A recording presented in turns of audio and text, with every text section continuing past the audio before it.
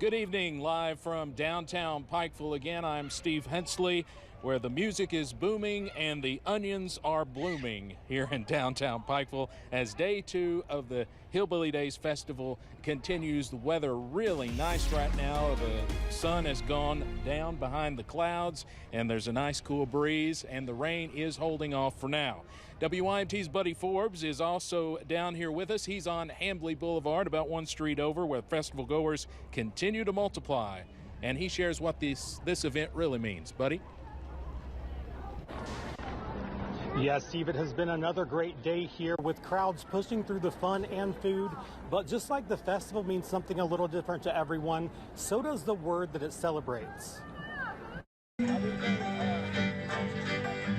Some call back to tradition. The term hillbilly refers to heritage. It's part of our history, it's part of our culture. Others look forward to tech. And my dad said, in case you haven't noticed, we are the wild hillbillies. So that was kind of like my come to fruition. He captured the laughter, he captured the fun of the lively festival which had just begun.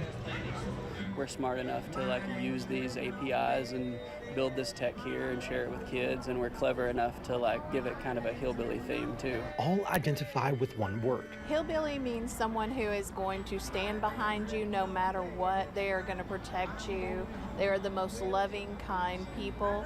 Gathering together for a cause. A great way to raise money for children. Celebrating all that it means to be a hillbilly. It's a smile on everybody's faces. If that's not a hillbilly, I don't know what it is. And how it shines through all you do.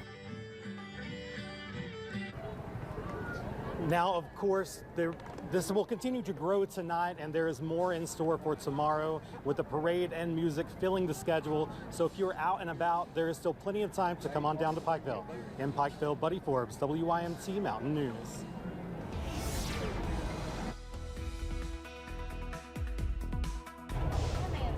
Well, we continue to see plenty of dry weather here for now.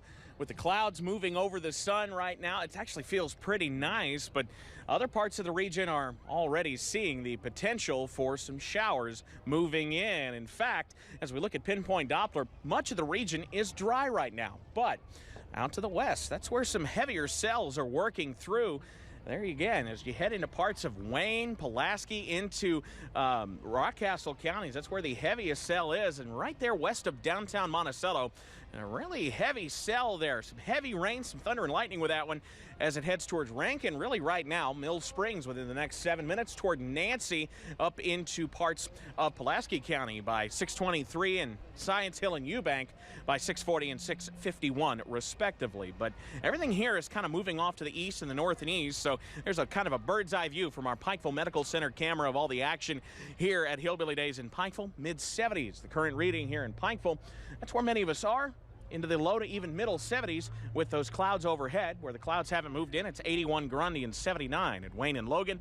Where the rain's in, it's already cooler, 61 in Irvin and 63 into Somerset. As we head through tonight, those showers increase overnight as those lows fall into the 40s, Steve. But I think as we head into the overnight hours, that is when the rain moves in. Until then, I think we're in pretty good shape.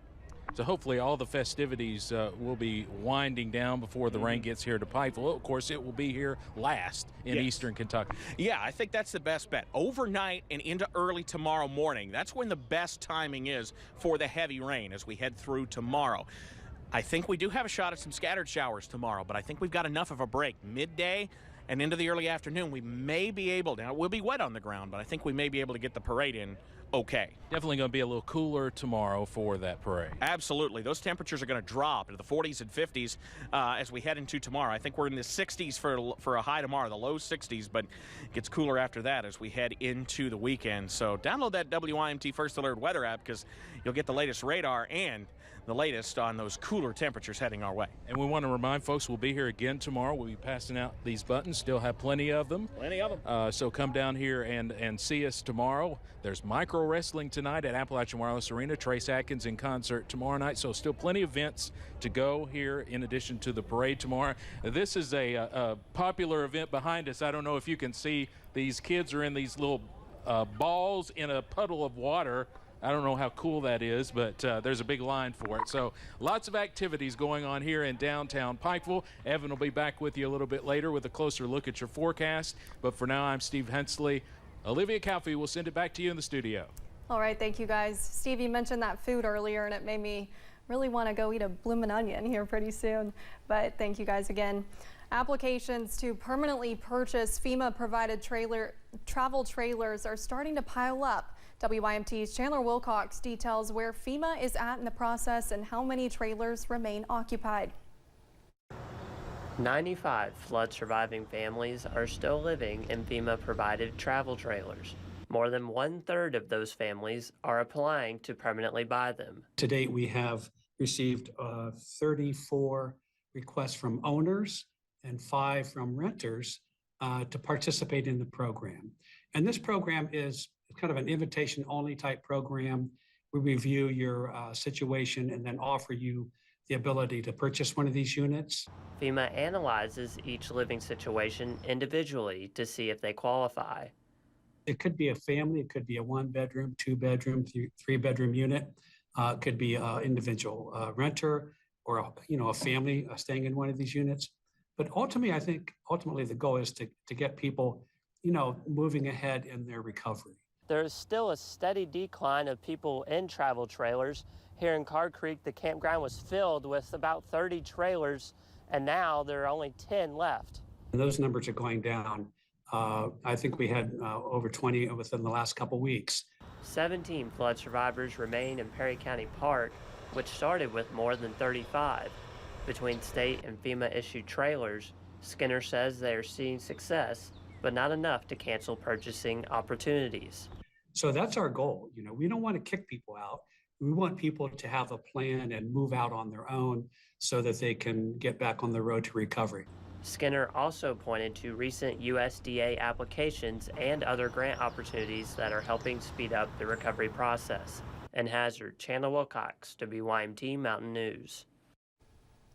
The United States Department of Agriculture is also offering up $40 million worth of grants to very low-income homeowners to help with their temporary housing unit. The fire at Natural Bridge State Park is now 65% contained, the U.S. Fire Service says.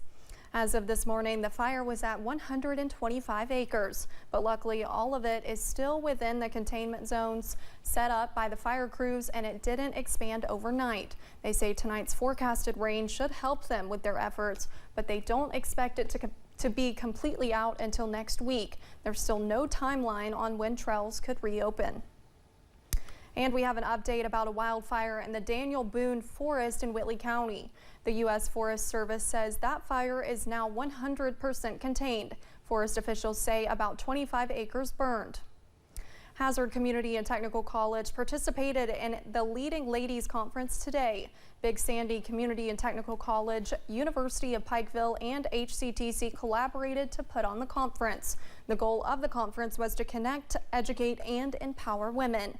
Those who attended discussed the challenges and opportunities facing women in leadership and learned skills to strengthen their voices as women in business and industry.